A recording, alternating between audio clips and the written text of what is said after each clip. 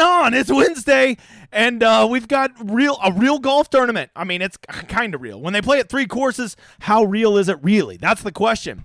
What's up, new guy? I'm the Degenerate 75. I'm a high-limit DFS player who is here to help you get better at DFS, because if you don't know, this shit is tough. And you need to know this about me right up front. I'm not going to tell you who to play. That ain't my thing. I'm going to tell you how to play and how to get better. So if that interests you, hang around. If not, there's a couple other shows going on right now. They'll have all the picks in the world for you. Go check them out. But here, we're going to learn the game. We're going to focus on game theory. I'm going to try to help you get better. And hopefully, we're going to have a little bit of fun, but no promise on that. If you don't know, I'm gonna be doing a giveaway. Some people say I shouldn't do the giveaway so often, but let me tell you this. 1, I'm not a fucking poor, so there's that. And number 2, people like to play lineups with me. If you don't know, at the end, I'm going to pick 5 winners, and they're going to build lineups with me. We're going to split the profits 50-50. That little bing you just heard, that's called the fuck counter, because I have a problem saying the F-bomb, and it makes my mom and some of my viewers unhappy. So I'm trying to break my habits by simply, keeping count of them and putting $1 in the till every time I say it. At the end of the thing, anybody that asks a question in the chat, you get to play me one-on-one. If you beat me, I'll send you all the money that's in the fuck counter, okay? So that's the plan. That's what we do. So make sure to get your question in there. And by the way, Teddy, should I pay that guy from last week? Pay that man his money. No, Teddy, we will not pay him because the guy my dude Andrew didn't reach out to me last week, so I played nobody. So I'm counting it as another win. We are now 6-1. I can't be beat. I'll just keep saying fuck forever. That's how I roll. I'll just fuck. Okay, there we go. I'll probably forget some. Nick's my extra F counter. So hang around till the end. I'll be doing the drawing. We're not poors around here. We can afford to do it every week. So let's get going. We always get going. The very first question I got to ask you, new guy. What's the first thing we always do? What's the first thing we always do? We ask a simple question. Are you ready? Have you made your lineups yet? You have, haven't you? Yeah. New guy, you haven't made your lineups yet? I don't know you, but I like the cut of your jib. It's been a while since somebody told me no. I'm proud of you, big guy. You don't make your lineups until you watch this show. We got to cover all the relevant stuff. Like we haven't talked contest selection. We haven't talked weather. We haven't talked ownership. We haven't talked drama. We haven't talked gossip. So how could you possibly already have your lineups made? You got plenty of time to make them, brother. Chill. All right, let's start. We always start because this is the first place you're bleeding money. It's contest selection. So that's where we're going to start. If you don't know, the contests this week are pretty good. I mean, seeing that we're still up against football, they always, PGA is kind of a bastard child of football. Let's face it. I've accepted it. You should accept it, right? And so because of that, we don't always get the best contests in January. But I'll give it up to my boys over at DK, okay? At DK, have it your way. And they've been having some nice contests. I mean, the big $20 this week is the best format you'll ever see it, right? Normally, I shit on this tournament, say don't play in it. Too much money goes to first. The payout structure's effed. You're basically playing in a lottery, and you're playing against all the pros who are maxing it, and they're just better than you, and they got tons of leverage because they're playing better lineups. But this is the one week I kind of don't hate it, because if you notice, there's 500,000 up there going to, 500,000 in the total prize pool, 100,000 to first. So first place this week is only 20%, which normally this contest is almost always 25% or 33%. So the fact that it's all the way down to 20 is good, because now that extra money gets passed down to those other, top spots. So if you have a really, really good lineup and you get 8th place or something, you're going to get a much better payday than you normally would. So I actually support the $20 more than normal. Now you'll see it still doesn't meet all my rules, right? It's only 40,000 to second. So that's what? Not half of 100,000 last time I checked. And 10th place is just $2,000, which is only 1/50th of what first is. But I will say this in defense of this tournament. Normally it's like 1/100th for 10th place. So 1/50th all of a sudden sounds pretty good. So would I tell you to play in this? I mean, here's the rule. If you're going to play enough lineups, go ahead. Okay. Like if you're going to max it, do it. But if you're maxing it, you probably don't need my advice on contest selection. If you really want to max a tournament, you want to know what it's like. Oh, look at that. The $5 already filled. Because look, they already got the secondary up. Once again, they underestimate how much people love PGA. What is wrong with you, DK? The $5 already filled. I don't think I grabbed any seats in it. Fuck. So that's a great tournament, right? Here's the backup. As you can see, the backup has, 12% to first, half of first is to second, and 10th place is 1/20th. So the backup $5, not too bad this week. I'll give you a little sneaky one. For some of you mid to higher level players, go check out this $55, $100,000 prize pool, only 20% to first, half of second to first, and then 10th place, or let's just say 9th place is 1/20th, right? So not a bad tournament. Plus there's only 2,000 people in it. Beating 2,000 people, a wise man once told me, is easier than beating 25,000. I'm pretty sure that's what he said. All kinds of good tournaments. There's all kinds of good tournaments. But as always, I always encourage you to play within your bankroll. If you, like, say you're playing $100 this week, if you're going to lose $100 and Sunday afternoon rolls around, you're going to be tilted off your balls because you lost your $100, well, then you're not playing the right amount. Play an amount you are comfortable losing, right? Because when you're playing GPPs, which is what these are, if you're playing GPPs, just expect that 75 to 80% of the time, you're going to lose your ass. That's just the nature of GPPs. You're lucky if you hit 2 good GPPs a year, maybe 3 if you're playing quite a bit, right? So you got to keep that in perspective. If you're going to be a GPP bro, like I tend to be, you're going to just have to accept that week over week over week, you're going to probably not win. You're just playing for that big spike week. If that's not for you, then go check out cash games or lower your limits and go play in some $5 and maybe drop your budget to $20. You know, Sunday rolls around, I lost $20, whatever. That's $20. That's like a dinner, right? And so that's something you could do. If you're losing so much money, it's getting you tilted, lower it down. The other thing I want you to do is I want you to play in single entries, 3 maxes, tournaments where you can max the number of entries. If you want to do 150 lineups this week on a budget, go check out the quarter jukebox or whatever it's called, the 50 cent. Okay. Those are good tournaments to play in where you can max enter and not be in for like hundreds, if not thousands of dollars. Those are really good things. Okay. $33 single entries, the nuts. The $12 single entries, the nuts. The $5 single entries, the nuts. You can always go hop in Pat Mayo's contest. It was small this week because I think DK had the interns in going on Monday, so they screwed up the size of his contest, but normally that's a tremendous contest to be in. Those are ones you want to play in. But I got to tell you, the one I've been campaigning for the longest is right here, the old 18 max $10. Go hop in this bad boy. You can see it's almost full. It'll probably fill within the next hour or two. I worked so hard to get this, and really I wanted it for Showdown, but if they're going to do it at week long, that's cool too. 18 max, $10, flat payout structure. This is where it's at. It's grown 10,000 since last week. Help me fill it. I want this thing to just keep getting bigger and bigger because this is a great format. And when we get in contests, we're casting our vote to DraftKings telling this is what we want. So play in tournaments that you support, not those lotteries. If you hate those lotteries, well, then don't play in them because every time you go put a lineup in there, you're casting a vote to DraftKings saying, please keep putting this out there. But the best contest you should play in, go take your favorite contest and simply in the description of this video, go hop in mine. Completely free. No creeper email shit. None of that. Just hop in the tournament. And if you win, I am going to give you a free week on my Discord and you're going to make a lineup with me in the big $20. And last time I checked, it's like $100,000 to first. So I wouldn't mind PayPaling you $50,000. Matter of fact, I actually PayPal'd one of my guys that I split a lineup with last week $200. That was pretty fun to do because we hit a really good lineup.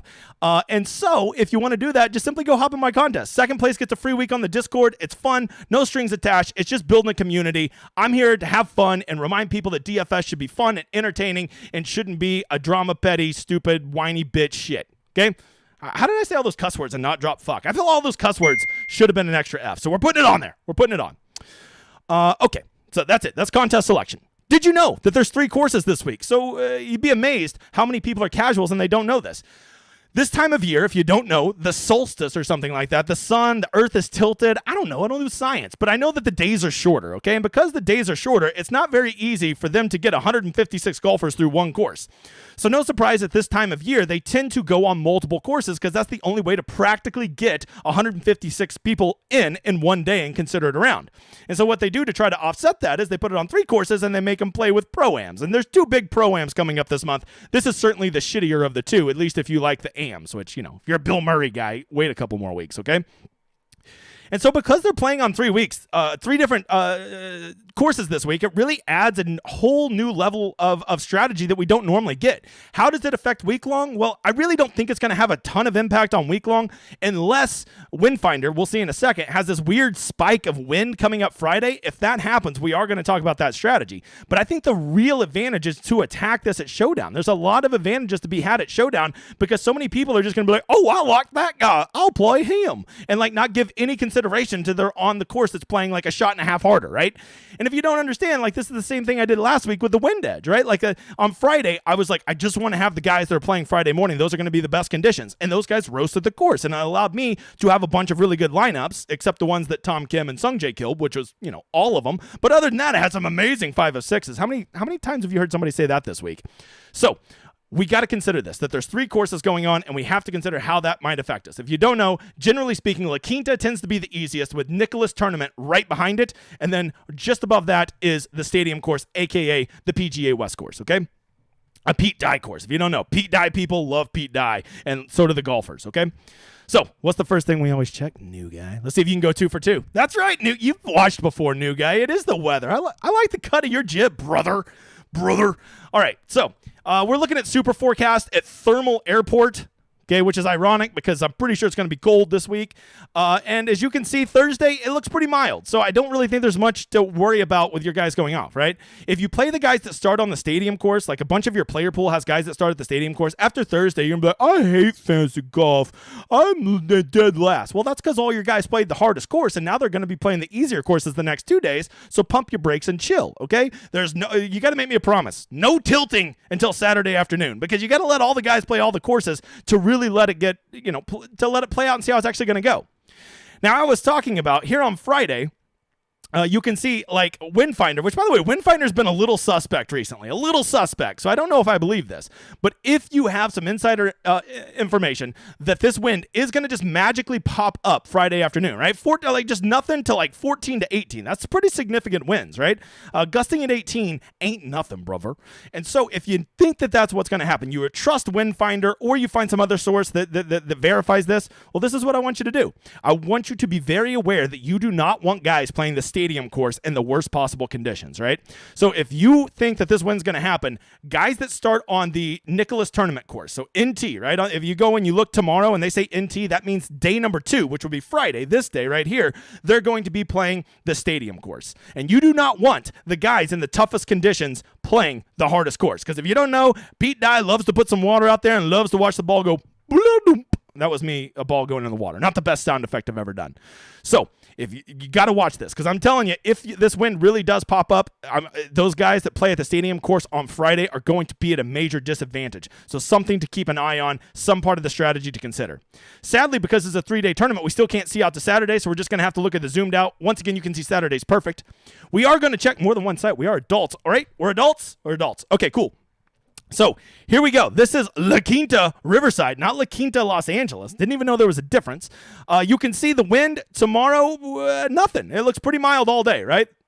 And then for what I don't know what happens Thursday night. Something's going on around there. And then it looks like, okay, well, now it's actually updating. Now it's saying a little bit of wind does pick up around 3 o'clock in the afternoon Friday. So that's something to consider. I will say by the time it gets to moderate, they're going to be off the course, right? So I wouldn't worry too much about that. Saturday, same thing, lighter. So Friday does seem, we now have 2 sources who have now said that Friday might be the heavier day. But as a wise old gremlin once told me, wait, what is it in Gremlins? Gizmo. A wise old Gizmo once told me that you got to check the Weather Channel. And so let's go over here. We're going to go check hourly. I've heard they do weather over at the Weather Channel. That's what Gizmo told me. Almost forgot my own line. As you can see for tomorrow, Thursday, it is going to be beautiful. It peaks out at about 8 miles an hour, but most of them will be off the course by then. Friday, it looks like, they only got it getting up to 8 and then 7. So, Weather Channel seems to disagree. And Gizmo told me, always listen to Weather Channel. So, take that with a grain of salt. But here's something I want you to consider that I don't think many people will consider. How warm is it going to be? If you don't know, golf courses are not as easy to score on when they're balls cold. And those guys that go out really early on Thursday and Friday, especially if you're playing Showdown, they're going to be playing when it's like 40, 45 degrees. And last time I checked, let me check my thermometer. That's balls cold. Okay, so that's not going to be easy. I would try to get the guys that are going out as late as possible because this course will be so much more scoreable when it's 60 degrees as opposed to 45 degrees. So factor that into your decisions, okay? I'm not going to tell you how to play it. Speaking of which, I haven't made a single lineup, and I got to do Showdown lineups. I've got to do week-long lineups. I've got to do lineups with all of the people that are going to win the contest tonight. I'm a busy, busy man, so what am I going to do? I'm going to use this right here. Look at that. That is the solver. It is the best optimizer I found out there. I'm partnered with them. Look, right there, my projections. That's my name. And it comes already preloaded with my projections, with my ownership, everything you need to go in and make lineups and build your player pool and then use it to get the most optimized versions of your player pool.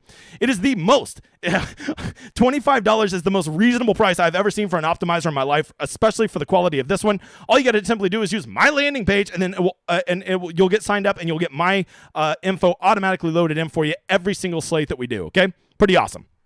All right, that's the solver. It's the solver. It's in the description. Go check it out, you motherfathers. All right, I can't tell you how much I hate hearing this. Man, the chalk always gets there. I fade the chalk. It always gets there. Okay, does the chalk always get there? Because I pointed out 6 chalk donkeys last week on the show. I said, these are the chalk donkeys, right? And if you don't know, that's a chalk donkey, okay? A chalk donkey is somebody that's chalk is so high, you're a donkey dick if you're playing. That's donkey chalk. And let's go look at who won the big $5 last week. This guy right here. Hicksy10. Don't know him, but hell of a lineup, Hicksy, if you're out there, brother. And you can see this guy. You know how many of those dudes I had listed as donkey chalk?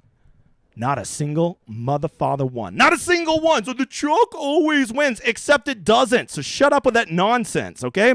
And then, well, what about the $200,000 contest? Okay, good question. Quit talking like that, but good question.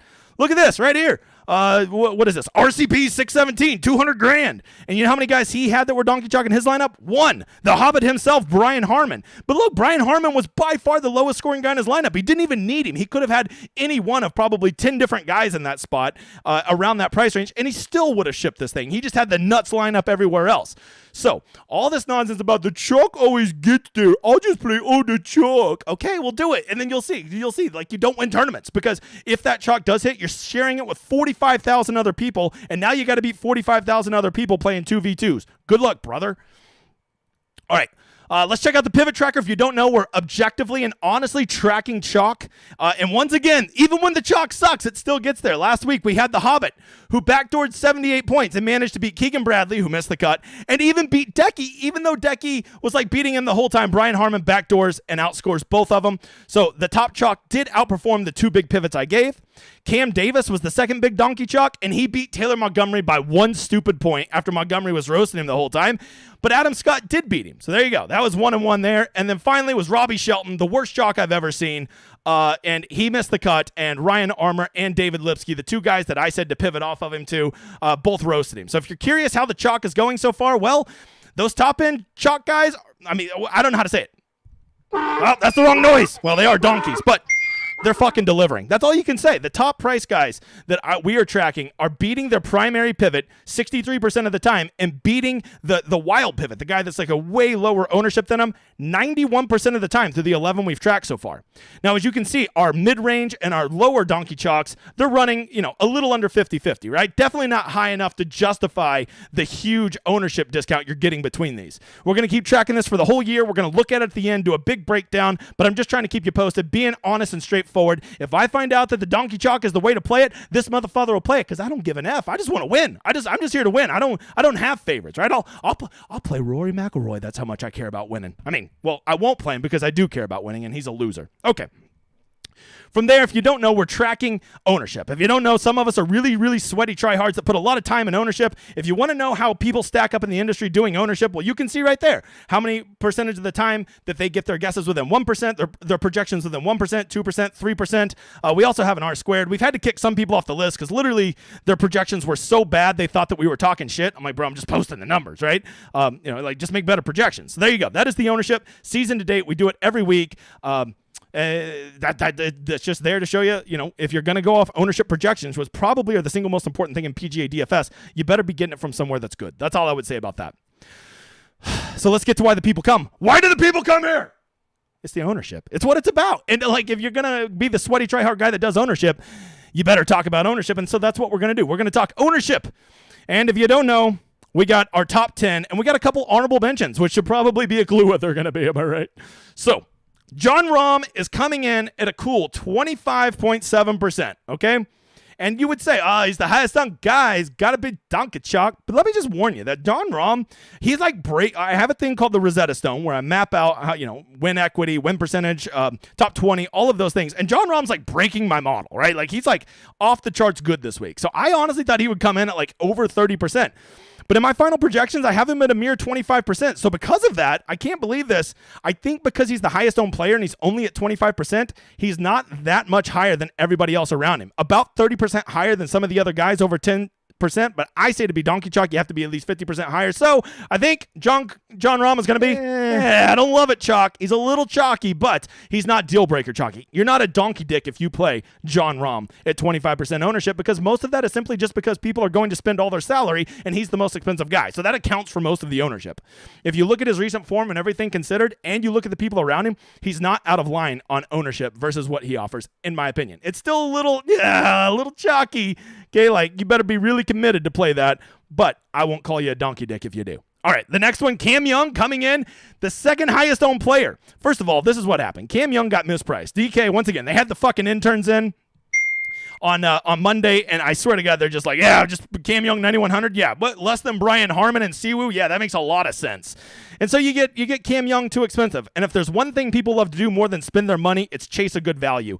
And Cam Young is just far too cheap for the quality of player that he is. So because of that, I think there's no choice but to call him. He's Donkey Chalk.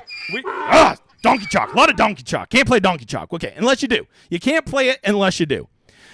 All right, this next one, Patrick Cantlay coming in at a cool 23%, which sucks because he was a guy I was like, oh, I hope he's like 15%. I'll be all on him and nobody will see him. But he's not. He's 23%, coming in as the third highest owned guy. But once again, he's over 10,000. So a lot of that just has to do with how he is priced, right? People are going to spend their salary. Is he out of line compared to the people around him? Well, he is higher than the people around him. But I wouldn't say he's like completely disgusting out of line. So I think you can see he's just going to be chalk, okay? Like you better love some Cantlay, right? Should you start your lineup Rom Cantlay? You can, but just know that that's a very chalky start to a lineup playing two chalk guys, okay? Will Zalatoris, this one shocked me. Coming in as the fourth highest owned guy at 19.2%. The optimizer loves him. And last time we saw him, he was, doing his little sore hip thing, but he seems to be okay. I wouldn't worry too much about all that. But I was thinking Zalatoris, I was going to be sneaky and get him at 12%. I thought there'd be a narrative. Oh, Will Zalatoris, he only plays good on hard courses, and this is a buddy so no one will play him. But I was wrong. People are playing Will Zalatoris this week. And at 19.2% with the people directly around him, there's just no other way to say it. The man is Donkey Chalk. The man is Donkey Chalk. Okay, but you can play him. You can always play Donkey Chalk. I'm just telling you to be committed, and when you put a Donkey Chalk guy in your lineup, think about what you need to do with the rest of your lineup to make it different so that you're not playing 2v2s and 3v3s versus thousands of people. That's it, all right? Donkey Chalk doesn't mean you can never play him, okay? Although last week, that would have done you pretty damn good. Okay, Scotty Scheffler, 10,500, the fifth highest owned guy. Well, he's right there. You already have Rom ahead of him, and you have Cantlay ahead of him. So if you're going to classify our boy Scotty Scheffler as chalk, which I wouldn't even call him chalk. A lot of people are like, over 15% is chalk, but they're just because they're dumbasses and they don't understand what chalk means. Really, if you want to call him chalk, he would certainly be he'd be okay chalk, okay? Like you're not going to catch any shit from me from playing Scotty Scheffler at 17% or 18%. I think that's a matter of fact, I would almost consider that muy bueno. Moving on, we got old cheesesteak hoagie in the house, okay? I don't know, everybody just fell in love with this guy. I guess because they found out he loves craps and he's a degenerate gambler. Now they're all about the Tom Hogels. All right, well, Tom Hogel's coming in at 17.7%, noticeably higher than almost every other guy around him except KH Lee. I hate to do it, Tom, but I got to tell you, man, you kind of look like one, and you're Donkey Chalk. You are Donkey Chalk. Motherfather. All right, hey, once again, you can play him. I'm just saying there's other alternatives that legit are 1/4 the ownership. Tony Finau, just like our boy Scheffler, he only has any ownership simply. Oh, he's not Donkey Chalk. That's Fat Fingers. Okay. He's just okay chalk. Okay, sorry. You get the Topo Chicos in me. Let me. I get a little sloppy. Forgive me. All right, Taylor Montgomery, 14.7. He's a little high. He's like right on that edge of. Chalk, or is he okay chalk? I would, honestly, I would probably just consider him okay chalk. He's not too out of line. He's right in line with most of the guys. KH Lee coming in at 13.6. Not too bad. I'll tell you what, just doing the ownership, I was really impressed with just how spread out the ownership is this week. There's not a ton of bad chalk pooling in many places, right? And then Tom Kim at 9,500. Watch this. That guy's going to break your heart because he screwed your lineups last week and be like, I'm not playing him this week. You can't putt. And then watch. Just watch. So he's definitely okay, chalk, right? And then we got a couple honorable mentions. Will Gordon and Ben Taylor. You see one's 10.3, one's basically 9. That can't be chalk. That's not a very high number. Okay, well, it's a really high number compared to all the people around him, okay? And so when you have really high ownership compared to the people around you, really they're the only guys down in the low 7K range that seem to be gaining any steam on ownership. And so by definition, I hate to do this to you guys, but you're Donkey Chalk. You are Donkey Chalk, and I will not play Donkey Chalk. Well, that's not true. I will play Donkey Chalk up top. I will not play Donkey Chalk down at the bottom. That's been my new rule recently. It's been working very well for me, okay? All right, let's get over to the model, because if you don't know, I've got a model, and my model says that these are the best plays, so I got to play my model, because models are all that matter. Okay, I don't agree with you, but you do you, boo. I think models have a place in PGA DFS. I just, I'm not like, my model is the truth. Some things I looked at this week, because they're playing on 3 courses, and we don't have strokes gained data from 2 of those 3 courses, I went with more generalized statistics, right? Just generally how have they been playing over their last 12 rounds? How has their approach been? How do they do on easy par 5s?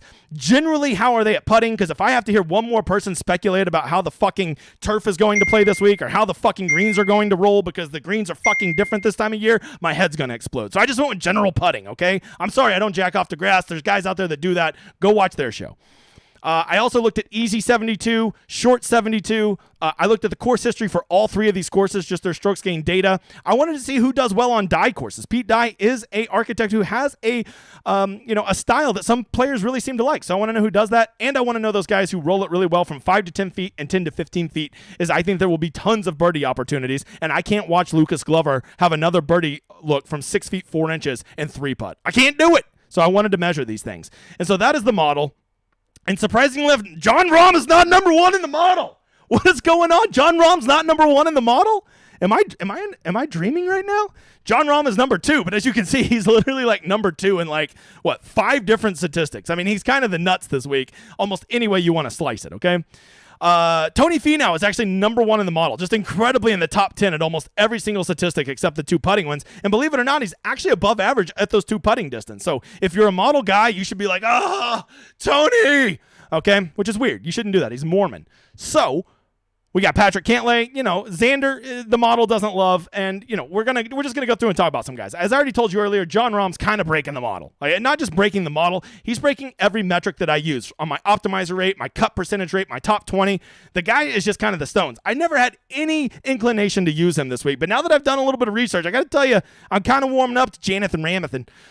From there, Tony Finau, as you can see, just being number 1 in the model, and believe it or not, his ownership, as we just saw a minute ago, isn't out of line. Matter of fact, I would consider his ownership surprisingly good. And I think that's just because, a little psychology of DFS players. They're not ready to accept that Tony Finau is a $10,000 golfer, right? When you see Scheffler, Rahm, Cantlay, Xander, you think of those guys as guys who've been that upper tier for 2 or 3 years minimum now, right? You don't think that about Tony Finau. Well, I do, but not a lot of people don't. And so I think that's part of what's keeping his ownership down. I think that he's ready to take that step. I think he is a top 10 player in the world, so I don't give a shit. I'll play old Tony Finau. All right, Sung Jae screwed everybody last week, so now he'll screw everybody this week by going 8 bananas and winning this tournament. Will Zalatoris, the model doesn't love him, but everybody in DFS does, so I guess you got to play him. Let's see. Tom Kim, once again, just like Sung Jae. Him or Sung Jae is going to screw everybody last week, and then they're going to screw you this week by doing good. You heard it here first. Not a Soul Alive is going to play Sam Burns this week. He's by far the most talented player that will be under 10%. If you're a straight leverage guy, you go get on Sam Burns and you start humping his leg. As we already talked about, Cam Young is an amazing play. Cam Young was a guy I really wanted to play this week. He makes all the sense in the world. But then when I saw 25% ownership because they mispriced him and they put him at 9,100 as opposed to 9,700 where he should be, he's almost unplayable now, right? And it's not because I don't think he's a good play. It's just simply he's literally 2 times the ownership, 3 times the ownership of guys directly around him. And it just becomes a straight, simple question. Is he 2 or 3 times better or more likely to outproduce those guys? In my opinion, the answer is certainly no. So because of that, I feel like DraftKings, I hate when they do this, but they've almost forced me into a corner on how to play Cam Young. Because at this point, I'd basically have to be all in on him. And I haven't eaten my Lucky Charms. From there, if you don't know, Adam Hadwin has you see Adam Hadwin, you're like, why is Adam Hadwin 8,200 in this field? Shouldn't he be 7,200? Yes, he should. But if you go look at his course history here, it is sick. I think he legit has the most rounds of 3 strokes gained. I saw it. Ron, maybe somebody over on Twitter put it out, and he was number 1 on all 3 courses at number of rounds where he's gained at least 3 strokes better than the field.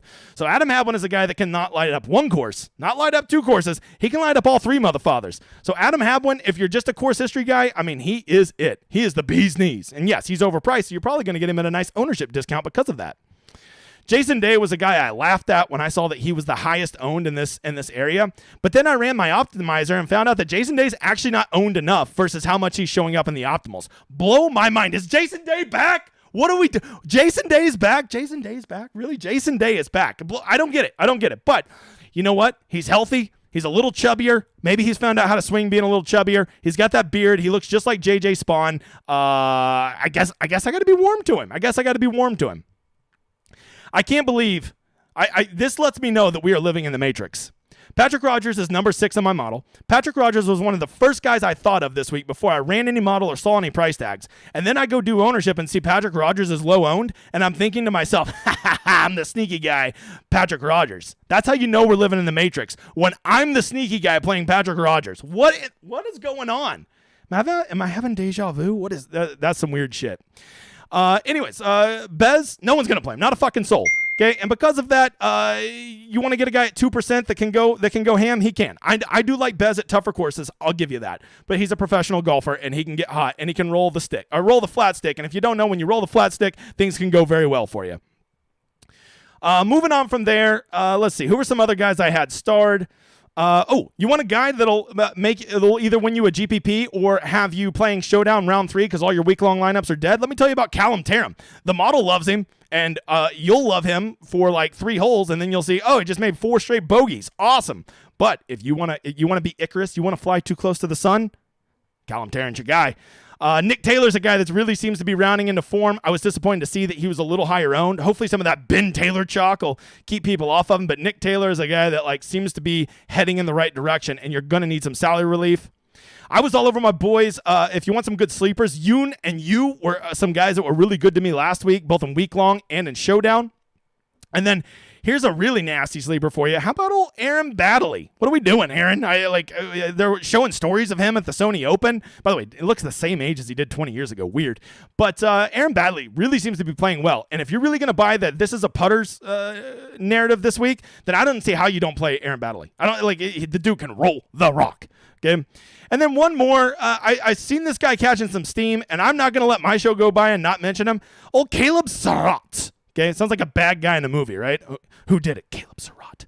So, he is a young up-and-coming. He's that new amateur that everybody wants to have a little taste of. He's the flavor of the week. If you like to play those guys, if you were a guy that was trying to be ahead of the curve on Akshay Bhatia and guys like that, well, he's your new flavor of the week. Go check him out. I don't really see any reason you need to dip down to 6,000 this week, and if you are, I really encourage you to do it in a big filled GPP. Trying to play him in like a $100 single entry with like 500 entrants in it, I just think that's a fool's errand.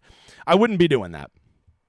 So we've talked a little bit of model. We've talked a little bit of sleeper. We've talked some good pivots, right? Scheffler, Finau are really good pivots.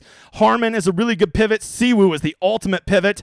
You want to know some pivots that everybody's going to forget about? How about Cam Davis, Andrew Putnam, and Sahith Theegala? All of them are in this range stacked between Cam Young and Tom Hoge. And those are 2 very chalky guys. And so naturally those guys are going to pay the consequence because of that by getting less ownership. But as you can see, the model loves them. I personally just love Theegala. I am a Sahith Theegala slut. So there's some real leverage there, right? If you don't want to play Jason Day chalk, just go play Justin Rose. If you want to play the old man's going to make a comeback narrative, go play Justin Rose at 1/4 the ownership of Jason Day. That would be what I would tell you to do.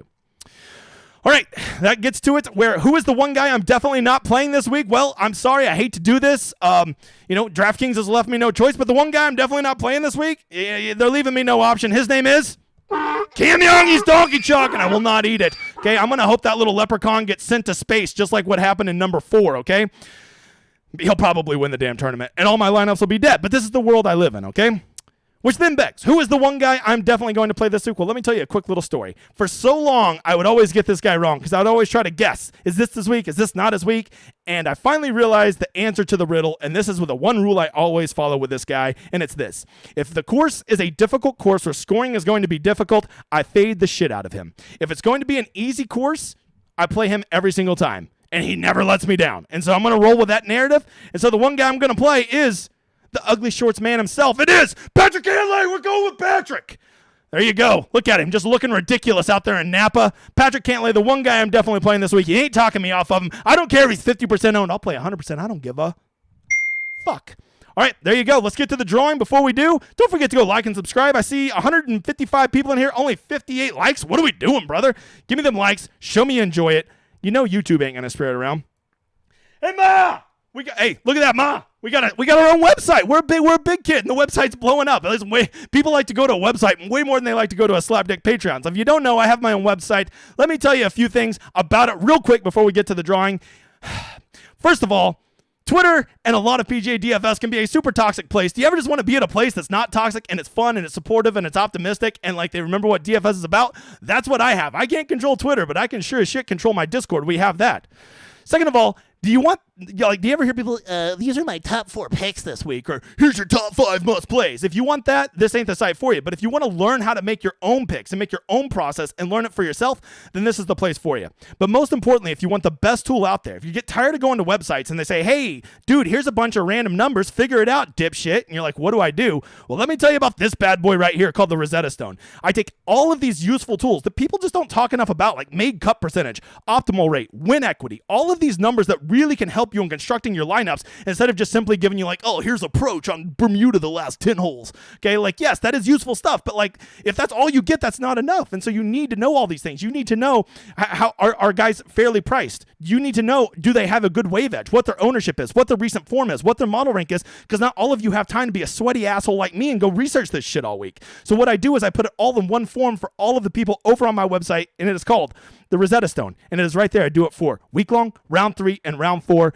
I swear by it. I live by it. Everybody loves it. It's the best thing out there. It's a way for you to spend an hour a week making good DFS lineups that give you a chance to win instead of spending 20 hours not knowing what the hell you're doing, searching random stats you don't get. Check it out.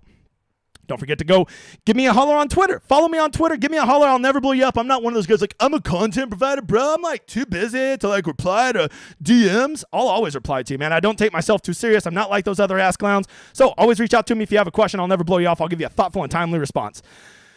Let's get to it. Here we go. 5 winners. 5 winners. You're making a lineup with me. We're going to win $50,000. I can feel it. We almost won one last week.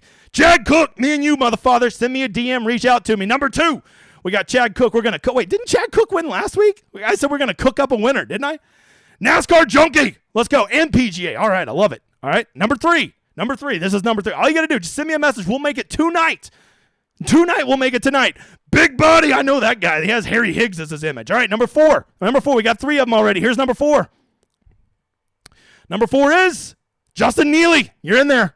Last one. Make it count.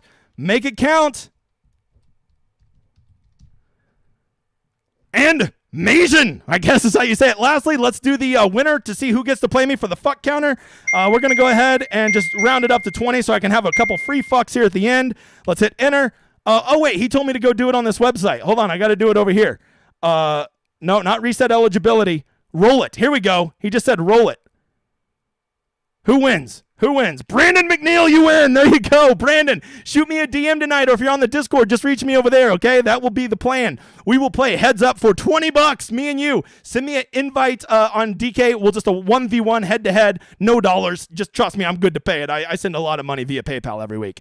So with that, I think we're done. Let's get to some questions. We'll just do questions until the end. Let's see. Let me get this back up. I'm struggling over here. Nope, not that one. This one. There it is. Let me get this one back up. Yep. All right, here we go. All right, get into questions. Here we go. Let's see. Let's get what do we want in the background here? Let's get my badass website. Just Tiger Roar. All right, here we go. Mr. Pantrini, is there a cumulative percentage that is a good number for your top 3 salary players? Top highest owned salary guys equal 51% of 3 guys over 8,300. I mean, look, Mr. Pantrini, you can do whatever you want with those top 3 guys. If you're already at 51%, that means you're averaging 17% over your first 3 guys, which isn't high, but it's not exactly low either. So what I would do is I always tell you, I'd really focus more on the product ownership, right? You can go play those 3 guys averaging 17% and be fine. Just make sure that the next 3 guys in your lineups are probably all guys, maybe 1 guy below 8% and another 2 guys below 5%. And now, even though you've played 3 relatively chalky guys, those 3 guys down there will make your lineup so much different than everybody else's. And you'll know that because of their low ownership. And then that multiplies. That's how we get product ownership, right? So I wouldn't worry so much about the first 3 guys in your lineup, that being too high. I'd really worry about what I do with the last 3 spots. Good evening, Hannah. Nick, is this the greatest day of the week? What's up, big guy? I love Wednesdays, Nick. Every Wednesday I do this. I'm like, you know what? I'm going to be disciplined. I'm not going to do too many week-long lineups, and I'm really going to focus on Showdown. And then tonight I'll just be like, well, we'll just do 1 more satellite. Oh, we'll just throw 10 more in here. And before you know it, we're in way too much money. What are you going to do? You don't get the name Degenerate 75 without being a little degenerate and a lot of 75. All right, what's up, you motherfuckers? What's up, Delbs? Sean, I don't care about anyone that says it's the Bob Hope Classic. Sean, I think you're probably like one of like maybe 20 people in this chat right now that even get what an old guy reference that is, bro. Let's see here. Why do I get this up? I need this up. I need you up. And I need to go back over here. And I need to go here. I'm sorry. All right. Moving on. Is playing all Korean lineup viable? Absolutely. If you start Kim and M and get Bean-Hon An in there. That's a good start to a lineup. I love the all bounce back South Korean lineup, especially after they screwed us all last week. Dave, what's up, Dave? What would you say is the one piece of PGA content you never miss? Man, Dave, what a great question. Okay, so first of all, the answer is very simple. It's Mayo and Feinberg talking on Mondays. It's a betting show, right? They're not talking much DFS on there, but I love it. And I still vividly remember 7 years ago, before I knew dick about golf, it was this tournament in particular. I remember, I'm pretty sure it was Pat said on there, talking about David Lingmerth. I'm like, ooh, because I didn't know any golfers. I'm like, I'm going to go play this David Lingmerth guy. And I played him, and I still vividly remember like Jason Duffner being on the rocks on like 17, and he saves par and then ends up beating Lingmerth in the playoff. And I was so upset because I would have won $200 with my GPP lineup, and I only ended up winning $100. And at that time, when I first started playing, that was like crushing to my soul. So those guys I will forever be in debt to for getting me excited about golf and getting me excited to watch the fucking Amex the American Express Open Classic, whatever it's called. And to this day, now look at my life. So without question, that is the one show I will never miss. I'll be on my deathbed rocking out to that show on a Monday. Xander sounded okay during the media sessions. Fire him up. Yeah, Travis, I'm not too worried about him. I'm not too worried. I really, especially if you're playing more than, if I were playing 50 lineups, Xander would almost certainly be in my player pool simply just because of the leverage. I'll talk to you about this over on the Discord, but I have a little strategy for Xander this week. Michael, yes, sir. Let's go, Steven. Delbert, my favorite question to ask, who do you think is getting steam prior to lock this AM? It seems like the guys that are catching steam, weirdly enough, I would say Rom and Zalatoris to be my, and Cam Young. I think all three of those, if they come out 5% higher than what I have projected in my ownership, none of it would have surprised me, right? They just seem like those guys that are going to catch the late steam. I haven't got to watch anybody else's show tonight, to be honest. I'll be too busy to watch anybody else's show, so I don't know what they're pushing. What's up, Joanne? Let's go, big guy. Your last show was hey, thanks, sister. Let's go. How do I get in this drawing? Yeah, so that big drawing right there, you just simply, that's a great question, Damien. I'm going to change it. No more liking and retweeting over on Twitter. We're going to do the drawing every week, but I'm going to start doing the drawing based on people that are here for the video. You got to be in the chat when I do the draw. If you're not in it. There you go. It's that simple. I want to start giving it to people that are here. There's many other shows you could be watching right now, and you're here watching me. Those are the kind of people I want to split lineups with, okay? Not some guy who just, remembered to retweet my shit 2 days later, okay? So from now on, you got to be on the stream. That's how we're going to start doing it. So Damien, next week, I will do 5 drawings, and it will be just for people that are in the chat. So be here in the chat. 7 o'clock, Lord's time zone. All right, let's go. No, I'm rum burgundy. All right, which 6 punk guys you like the most? Mike, stop being silly. I ain't giving you no 6 punk guys, but I will give you 2 because I like the cut of your jib. You want a true punt? Sadoshi Kodaira, 3 top 5s over on the Japanese tour. Okay, Andy was going to play last week, but I think he might have lost his father, which sucks. And you want another punt? David Lingmerth, the bounce back. He played terrible last week. He could never do good this week. Or he could. Moving on. How do you feel about Munoz? Man, Brent, when I was looking earlier, I was like, holy shit, Munoz is in this tournament? What is going on? And then I remembered, he's been playing terrible. So if you're just playing straight talent and you don't care about recent form, I think Munoz is a great play. I think he's a great play. I just worry about his form. I kind of want to see it for a week. If he shows me anything this week, I will be playing him next week. Faux shizzle, my nizzle. 6K punk guy. I already gave you one. I'm gonna stick with Aaron Baddeley. Aaron Baddeley. What do you think about the wave advantage? How should we think about the wave advantage on these 3 courses? Well, if you're talking showdown, I think that you're definitely going to want to be focused on the La Quinta course. Then probably right behind that is the Nicklaus tournament course. And then I think you're going to want to stay away from the stadium course. Guys can shoot low on there, but we're just playing the odds and the probability. And the odds and probability are they're going to score way better over on La Quinta and at Nicklaus tournament. The one, I don't want to give away everything, but that's a good start. Tom Kim, Sam Burns to start. Jeff, that is the sickest start I've ever heard. I love it. I will say this. Do you really need to get that different? I feel like starting with either one of those already has your lineup so much different. I really don't know if you need to start with both. But I do kind of dig it. And it really frees up what you can do with the rest of your lineup. You could probably jump in there and grab 2 8K guys to go with them and still have a decent amount of money left over for the rest of that lineup. Cantlay got new clubs. Can we play him? Oh, yeah. Can't play Cantlay, got new clubs. I mean, I just, you know me, Nick. I'm not a big believer in that, but I see what you're doing. I appreciate the cut of your jib. Hoagie is donkey chalk. Oh, I agree with that, Mr. Greg. I do agree with that. Win equity should be in what range? Yeah, so for a total lineup and a full field, you're going to usually struggle to get above 13% win equity, right? It's just really hard. So anything over 11% is good, but I think 13% and a full field is always a good goal to try to reach, Damien. Fade Rom. Ballsy. A lot of fading. Nick, the editor gets to eat this week because of Nick. He's going to be so happy. He ate just like 2 weeks ago too, so this is going to be very special. Any consideration to stacking courses? Thoughts on being tougher weather might... So I have a pretty strong belief in this. If we see, Billy, that weather is going to hit, I truly believe you do not want to play guys that go off on Nicklaus tournament tomorrow. Okay, because that means they're going to be playing the stadium course in what might be a gusty afternoon, and there's a lot of wind over there. So if I see that wind is starting to show on 2 of my 3 sites, I will probably fade the guys that start on the Nicklaus tournament course because I want them on the easier courses on Friday. And the guys that will be on the easy courses on Friday will be guys that start at the stadium course Thursday and guys that start at La Quinta Thursday. All right. How does the Pro-Am affect players and or certain golfers? Hey, I'll tell you, Kenny, that's part of the reason I like Patrick Cantlay. I think slow, boring players that are already slower than molasses, they love it. They live for it. Patrick Cantlay says, a perfect round of golf, I get it done in just a hair over 6.5 hours. And so he's going to love it. He's going to love it. I think that some guys that want to play quick, I don't really have great names off the top of my head, but I could see somebody like Jon Rahm getting real aggravated with it real quick. Okay, I don't know if he likes to play fast or slow, but I could just see him. He seems like a guy that gets easily irritable. Okay, I'm amazed Rahm is playing. I don't know what that's about. Why are we amazed he's playing? This is almost a major. Thoughts on FanDuel being in a bunch of slappies and pulling shenanigans? I don't like that shit, Mike. It's kind of concerning, right? It kind of reminds me of back when all the poker sites collapsed. They started doing some really shady shit there at the end, and they kept saying, "Oh, it's nothing. It was just a little problem." Blah blah blah blah blah, and it was big problems. And it was a lot of something. Thoughts on Duffnering this week? Well, he's played well here before. I just, that's a guy I always just kind of see Brant, and then I play him, and then I'm always like, why do I do this to myself? So I've just kind of, I'm repenting from Duffner in 2023. That doesn't mean you can't play him. What's up, Andrew?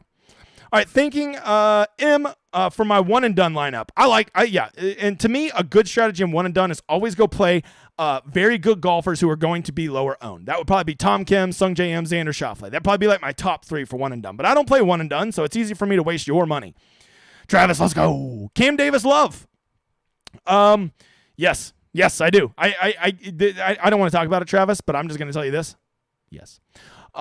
Nick making it rain. That's what he does. Nick's rich. That's what happens when he hits every bet he makes. I can't fade FanDuel. I had a great week at NBA, so I'll have to play a lot of FanDuel and DK. Hey, FanDuel has a really good contest. I like that little $9 contest with $15,000 at first. Nice little contest. I might go throw some in it tonight. We'll have to see which way the wind's blowing, brother. We'll have to see it out one way. Which, by the way, what the fuck is up with DraftKings getting rid of their stuff over in England? I have a bunch of followers over in England. They're not happy about it, and I'm not happy about it. Bloody wankas. DraftKings, not my followers. Okay.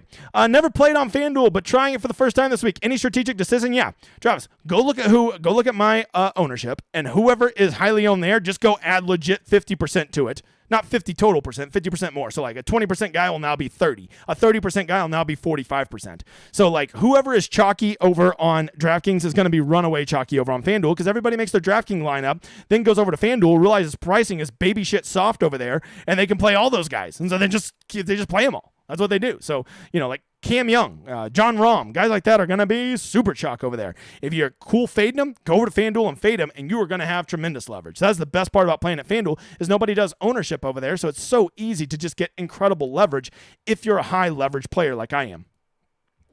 I would stay away from FanDuel with all their shady activities. I'm going to play, Travis, but if I hit something big, I will be withdrawing all my funds very quickly. I will not keep it in the account. I love Dietrich and Denny this week. Christian, I don't hate that, brother. I think Dietrich, I thought he was going to be a sneaky popular option this week. Not at all. And then Denny, I'm kind of buying the whole putter narrative this week, if you can't tell by my model. And because of that, I mean, who rolls the rock better than Denny McCarthy?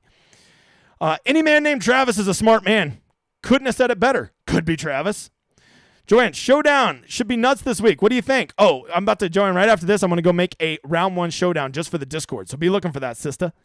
The greater community was happy playing Todd, Riley, Neesmith, Merritt, etc. in the 9K salary last season. Thoughts on stacking the streaky forgotten about bunch as a narrative? Yeah, I mean, a lot of those guys make sense. I don't mind. Matter of fact, all those guys you named, 3 of them I really like. Here would be what I would say. I don't think you want to be playing 3 low 7K guys in a lineup together. That's just a lot of punty type guys in your lineup. I would probably, Jerry, limit that to probably 2 would be my goal. Preference, of course, to target. Yeah, definitely La Quinta. Then, yeah, you got it, Brandon. That's exactly right. That's the exact order, brother. Answered right on time. There we go. Oh, thank God. We have a super forecast. Yeah, well, we got it for 2 days, Nick. Let's see. For Showdown, rounds 1 through 3, do you like playing all the golfers at La Quinta? Cody, I think I'll talk about this over on the Discord, but I'm pretty sure I'm going to be leading La Quinta, and maybe with a little bit of love for the Nicholas tournament. We'll have to see. I'll talk about it over on the Discord. For single entry, do you need win equity of a golfer at 10K, or can you go more balanced? So that's a good question, man. If you go, I don't want to show you this week's stone, but if you do, like, you'll notice that, like, you'd be amazed how much win equity just those top 5 guys have. Actually, the top 4 guys in salary, right? And when you fade all top 4 of those guys, you're literally giving up something like 25% of all the win equity just in 4 guys. And so, like, you're already taking on a lot of a line. You're making your lineup not very likely to have the winner in it simply just by fading those top 4 guys. So that would be the one thing I would warn you about, Chris. Congrats, the donkey set off my dog again. Well, your dog needed a donkey in his life. For the dog! Is 100% Rom okay? Yeah, I mean, if there's one guy I would go 100% on, it'd be him. I like, what is his floor? His floor seems like T19. Cody, studs and duds going to be a standard build this week? No. No, it won't. Most people are going to grab one 10K guy, then they're going to grab Cam Young, then they're going to grab Tom Hobie. It's going to go 10, 9, 8, 2 7s, and a 6 will probably be, or maybe 10, 9, 8, or 10, 9, 2 8s, a 7, and a 6, something like that. But almost everybody will start the lineup with a 10 and then a 9, almost assuredly. Starting with 2 10K guys, I think will be pretty rare. If you start Cantlay, Rom, you'll be, even as chalky as a start as that is, it's probably the most chalky start you could have up top. Let's do a better one. If you start Scheffler, Finau, no one's going to start like that. There you go, 100% Rom. I'm going balanced this week. I'm still fading Rom. All right. I had lots of 5 and 6s that looked good until the weekend, but they mostly all faded. I mean, I'm going to tell you guys right now, getting your lineups to do well 4 days in a row is a Herculean task. Okay, so just know that happens to most people. Okay, I saw some big names in the industry last week winning the $25,000, and then they finished like 56th. Okay. Had the nuts for 3 days. It's hard to keep it up all 4 days. Nothing you can really do about it besides just trust the process and know that if you're up there enough, eventually it will pay off. Xander going to play or drop out? I feel pretty good he'll play the whole tournament. It's Rogers season. What are we doing, Brant? What are we doing, brother? Burns going to go off. I feel like him, Kim, or M. Didn't mean to be a poet. I feel like one of them's going to do it. Team Taryn, I get it. Aaron Badley is 74 years old. Yes, but he looks 32, and that's all that matters. Badley won me money last week. Well, that ain't Badley at all. How about Fowler? I don't like Fowler this week, but, look, if I'm going to go play guy that's washed up, I think I'd rather play Day or Rose in that same range. That's where I'm at, pro reactor, but that doesn't mean you can't. I'm just not a Ricky guy. I fade him all the time, and it works out well for me. Justin Rose makes the cut, a solid bet. I don't hate it. I would want to probably get plus money on that, though, or at least even money. Sprinkles and Fowler, I like it. Smash the like, she gets it. All right. Thanks, you motherfather. Hey, thank you. Hey, I got all those likes. Keep liking. Let's get up to 100 likes before we get out of here, you motherfathers. Smash the like, as the haters would say. Like this video and the site. Degenerate75 is a true genius. Thanks, Ryan. I like the cut of your jib. You say nice things about me. I am susceptible to flattery, sir. Man, these questions, they just keep going. All right, here we go. I'm going to start flying through these. Brandon, don't forget to reach out to me, dude. Question, can we cram more top-end talent with guaranteed 3 rounds? I actually like that strategy, Ryan. I think it makes sense. You're going to get 3 rounds. It makes a $6,000 punt a lot more, makes them a lot more. Oh, I see Cooper and Hannah and Zach trying to sneak in with the question marks. Is using Finau in one and done a waste at this stage of the season? I don't think so. I actually think he'd be a tremendous one-and-done play. I think at one and done. Once again, I don't play Zach, but if I did, I would be playing very good players who are going to be lower owned. That's going to be Finau, Scheffler, Xander, Tom Kim, Sung Jae, guys like that. Guys who have winning upside that you're going to be able to get at a discounted rate. Good luck to you too, Hannah. Let's get it. Hey, Vitaly, what's up, brother? Does the Solver sub degen also allow you to use NFL Solver if you have a sub to those projections? Yes. If you're already, it'll get you both. It'll get you both. Yes, sir. And I will be doing football projections when that time rolls around, you motherfather. But that'll be next season because we're just doing golf for right now, getting acquainted, getting to know each other, rubbing each other's shoulders, so to speak. What is the most money you've ever won in a DK golf tourney? 54,000, I think. 54,000. I've hit a lot around that range. A lot of 50s, 40s, 35s, 30s, 25s. I've hit like every $5,000 denomination. Nothing big. 54 was the biggest though. Although I will say I was at the Fantasy Golf World Championship and I was sitting, I think, 8th heading into the last day, and that was going to be like 100,000, and I had a 5 of 6. But then Jordan Spieth decided, hey, why don't I go shoot 158 today and kill your lineup? I said, hey, Jordan, I respect that, and he did. So I ended up finishing 16th, which only paid 30,000, 25,000. It was a lot. It was a good amount, but it wasn't the biggest I ever hit by far. Ryan McQueen, yes, I'm watching. There you go, Greg. I wish DK included the celebrity amateurs. That would be awesome. give me all the Bill Murray. Thoughts on Poston? I feel like he's really forgotten about Austin. Which is funny because I'm going to Austin and I've heard it rains a lot. So Austin rains. I feel like that's a fucking sign. All right. Good luck, everyone. Good luck to you too, Brett. What is your preferred course rotation? Get on the Discord and listen to me later, Trace, you motherfather. I was on his Twitter show last night if you guys want to check it out. Dude is fired up tonight, and you'll be doing over 200 lineups later. I bet on it. You probably ain't wrong, bro. Alex, I know that you hate relying on putting, but 3 winners have... Hey, I'm actually on team putting this week, Alex. I'm not a team putter, but some of the guys I'm playing, like Taylor Montgomery, I'm very warm to, just because the dude can roll the motherfather rock. I mean, like, he can roll it. Showboat King just got here. Why you late, you motherfather? I'm going to have to go back and watch the entire show after dinner. Fire up the banjos. The banjos are back! Okay, the banjos got voted back very strongly over Bubba Sparks. I liked Bubba Sparks, but you know what? I'm a man of the people. I will do what the people say. I'm playing light this week and loading up on round 3 and round 4 showdown. Bill, I would actually load up on round 1 and round 2 showdown too. I think there's an edge to be had there, brother. Check it out on the Discord. I'm going to go make a video right after this. Who are your favorite 7K players from this week? Probably one, like a 7K guy that I definitely am going to be playing. Let's see. I like Steven Yeager quite a bit. I'm not opposed to some Yeager bombs. Callum Tarrant, because I just love to watch the world burn. Some men just want to watch the world burn, Mr. Wayne. Okay, that's me. And that's why I play Callum Tarrant. You forget to tell everyone that Pinterest is the god among men. Well, Drathosaurus Rex, I have to keep some things between you and me. But I know. Man of the people, Nuggets, how dare you? He sponsors giveaways, but he's late. That's all right. I still love you, big guy. We will see a 59 this week with these courses and these conditions. I wish it were a little bit warmer, Michael. That's the only thing that kind of concerns me. It seems like the highs are going to be 65. I'd rather be more like 75. So I'm going to say no. But it wouldn't surprise me. I liked it twice. There you go, Nuggets. You get it. Go drop a like, you motherfather. All right, good luck, fam. All right, Rashad, got a nasty pump for you. Hey, Andrew Novak makes a lot of sense, dude. He closed hard, and I love Rashad. I love guys that on a Sunday close really strong because I'm really into like strokes gain psychology, and like he probably is feeling himself this week, and he's probably going to be rolling into the Amex with a little bit of swag going on. So I don't hate that at all, man. I don't hate it at all, Rashad. How do you feel about people with fantasy golf podcasts that don't play very much volume, Travis? You're just trying to get me in trouble. I have strong opinions on that, but I keep them to myself. I'm not here to stir shit. I'm trying to make this community less drama and more cohesive, and that's why I try not to start shit with anybody and try to keep it positive and fun for all my followers. Everybody has their own thing. I think that, if people want to make content, they make their content, and people can determine if that's the best content for them. That's what I'd leave it at, Travis. That's what I'd leave it at, brother. Andrew Landry, someone I could play?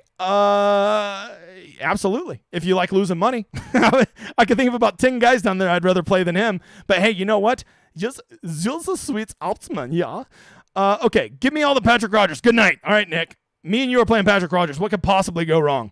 Good night, everybody. I think that's it. I hope you've enjoyed this show. I hope to see you back Thursday and Friday. No. Check that. Friday and Saturday for round 3 and round 4 showdown. Hey, spread the word. Tell everybody. YouTube ain't going to help me grow, so help me grow organically by telling some friends. I appreciate all you guys. Got a ton of more work to do tonight. I hope you enjoy this outro, you motherfathers.